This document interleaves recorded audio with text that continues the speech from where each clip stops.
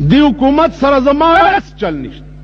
دا حکومت ما منلی نه دی. والله که بیا ومنم، والله که بیا ومنم، والله که بیا ومنم. 40 کاله د پاکستان یو حکومت چې چا منلی آباډو د سړي زوی نه د مفتی محمود تر حکومته پورې 10 میاشتې د هغه حکومتو عام هم نه و منلی.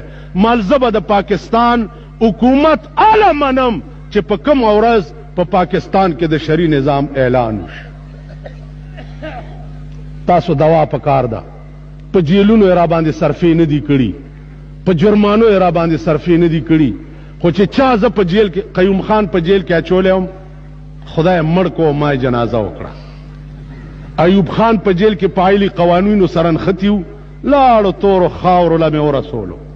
ورپسې یحیی خان نیولی وم مارش الله کې 4,000 روپۍ جرم کم او د کوواټ په جیل کې اچولی یم، لاړو تورو خاورو له مې ورسولو.